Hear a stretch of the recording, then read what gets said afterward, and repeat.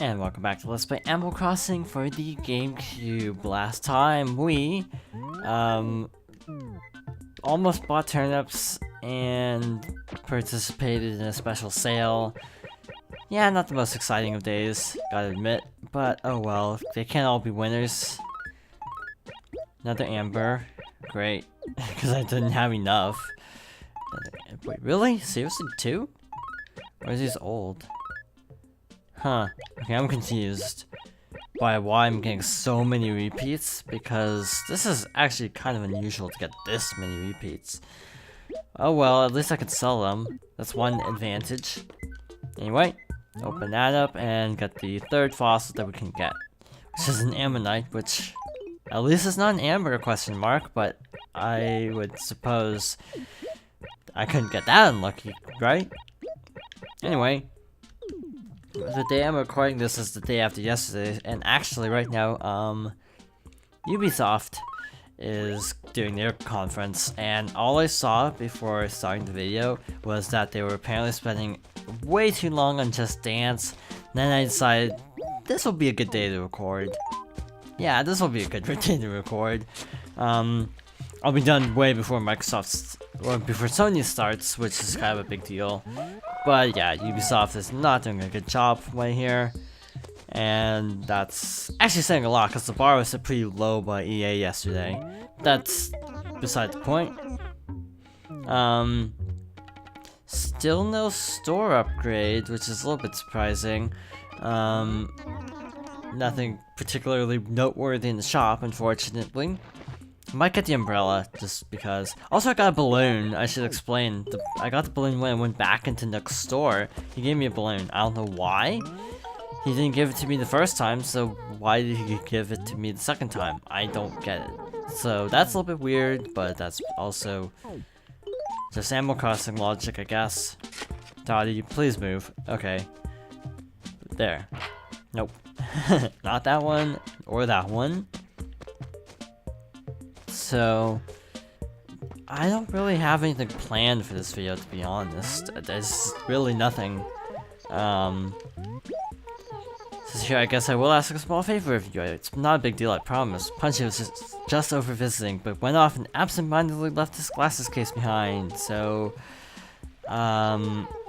sometimes instead of asking you to just retrieve something, they'll just ask you to take something, which is actually a lot easier. Cut out the middleman. It's never that rock, because there's not enough room for bells to land. Hi, Punchy. You know, you got one unusual name. I mean, it's just plain unusual. I've been thinking about that since early yesterday. That doesn't make me some kind of freak, does it? Here's your glasses. What in the... Oh. Whoa, craziness. It's my glasses case. No, I could have sworn that I forgot that thing at Betty's place. Weird, so you went to all the trouble bringing it back to me, huh? Thanks, Oodles. Oh, I got it. This time I'll reward you with a carpet. He just happens to have a giant carpet.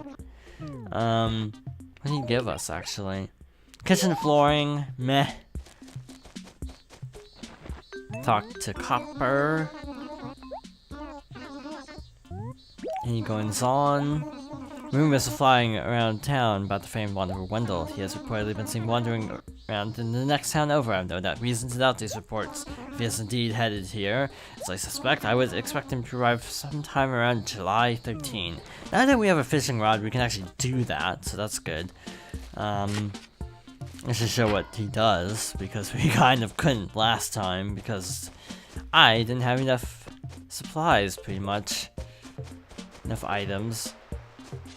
Yeah, I don't know, I'm thinking about just keeping this a little bit on the short side, because I didn't really plan anything today.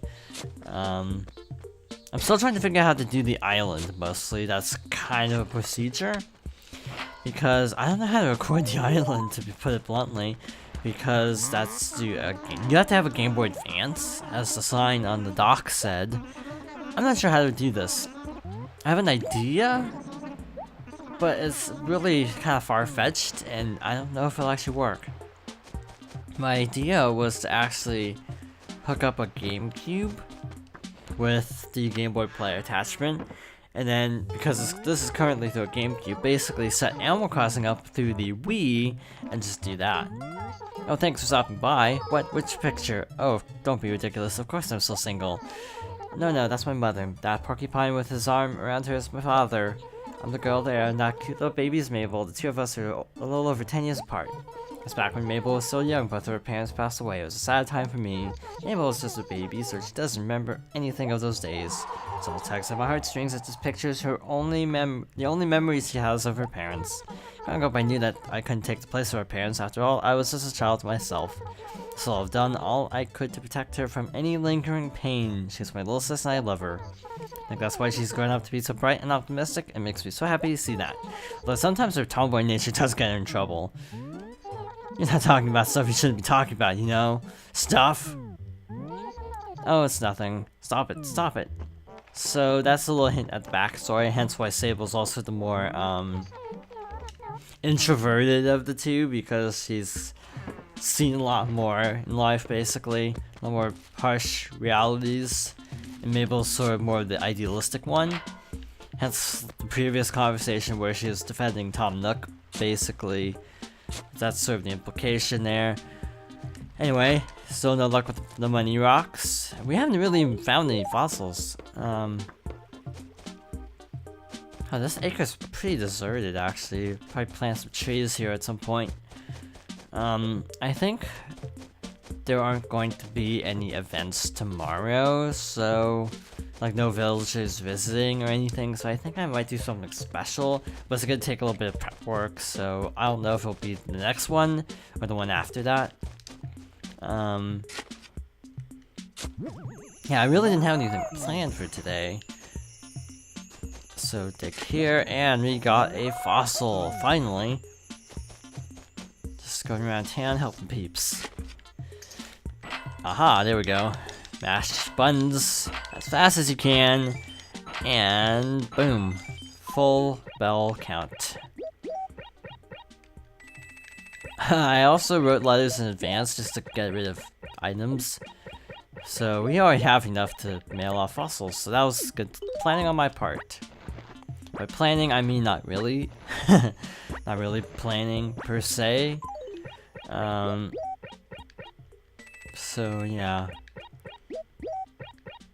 Yeah, tomorrow I think will be when we show off a thing. Maybe the next day, not quite sure. In any case, I really don't know what else to show today. Just go around and talk to people, probably. Cause later on, we're gonna have more event focus, so actually doing more of a villager focus now is actually kinda nice. Daisy, Tad, Cleo, Portia, Butch, Punchy, Betty, Bubbles, Dottie, Cube! Okay, gotta go see Cube. Cube was in my very first Animal Crossing town, so that's very nostalgic and actually very convenient that Cube moved in this file. Not complaining, mind you. Yawn. Oh man, that was some sleeping. Well, hey, morning. What time is it, dude? What? It's 10 AM. I didn't sleep nearly enough, dude. Mr. Benham, I'm a-coming back to you. Was that? Hey, wait, we haven't even met yet, have we? I'm Cube. Pleasure meeting ya. Morning, again. So, maybe I should talk about, like, my history with it. Oh, this thing. We haven't actually done this yet. Oh, all of a sudden I feel really sleepy. I don't think I can remember all that, so I better just ask when your birthday is. Sure, why not? Oh, did you just say August 22nd? Then your sign is Leo, right? I have to remember that. I'll be asking you the rest before long, probably. Maybe not. I don't remember it all. And he's actually asleep. And you should be quickly realizing why I like Cube as a character. I fell asleep again. No matter how many times it reminds me not to I keep falling asleep out here, dude. Oh, I know he's depressed. Anyway, since I'm kind of out of things to do today, I think I'm just gonna go over, like, my history with the franchise, maybe? So the franchise is 15 years old. I think I said that already. The first game came out in 2001, I think for the Nintendo 64. Because the dates for this game were 2001, 2002. I think the GameCube version actually came out in the US first because of reasons. Because they already got the Japanese version was for the N64, so it took a little bit longer. So there's again the Plus version that I talked about last time. So I started playing the games around I think 2003 or 2004. I frankly can't remember because my memory is really bad, to be honest. Short-term memory loss and other stuff. I actually thought the games would be really dorky personally when I was a kid, but then I started playing them and now I basically can't put them down, ironically, so that's kind of weird. That happens a lot for me actually. I think a game looks really bad and then I actually play it and it's like super addictive. So basically this game taught me kind of an important lesson actually. Basically, like, after playing Animal Crossing, I stopped judging games as much, pretty much. Sure, why not? Yeah, why not? Shanty Mat, meh. But anyway, yeah, because, like, then Chibi Robo came out in 2006, and I was like, okay, a game where you go around cleaning, that's as a premise, that sounds really dorky, but I didn't think of it that way because I just thought, oh, maybe it's like really good, and it actually is really good. I'm gonna do an LP of it eventually. No ETA at the moment, but yeah, Animal Crossing kind of broke expectations, so I think it's also had a lasting impact because I played this game so much. I basically grew up playing this game, so it's basically the entire series is super nostalgic. But this game in particular is very nostalgic. Like, all the villager dialogue so far, pretty much I remember, like, almost word for word. Just because I played this game, like, so much as a kid. What else? So then Wild World came out in, like, 2005. I got a DS in 2005, by the way, for my birthday, with Super Mario 64 DS. And the reason I got a DS in the first place, or wanted a DS for my birthday, was actually for Nintendogs. So I buy Nintendogs, and on the back of the instruction book is an advertisement for Animal Crossing Wild World, a very early, like, I don't know if it was an alpha or beta, but it actually looks very different from the final version. I played that game so many times. It's like unreal how much I played that game. But yeah, Wild World was basically like, Wild World probably still is my favorite Animal Crossing on the whole. Probably just because of nostalgia, I'd say New Leaf is a better game though, if that makes sense. Then 3 years later, City Folk came out, and frankly, I don't have very fond memories of City Folk because my family was going through a really, like, a cross-state move at the time, so I didn't really get much chance to play City Folk at launch, and it sort of burned a mental image in my mind of moving. This happens with several games, like Shadow the Hedgehog is another one where one of my family's cats passed away, like, shortly after I finished playing the game, so that left me kind of feeling predisposed towards Shadow the Hedgehog. But, like, City Folk I always associate with the move.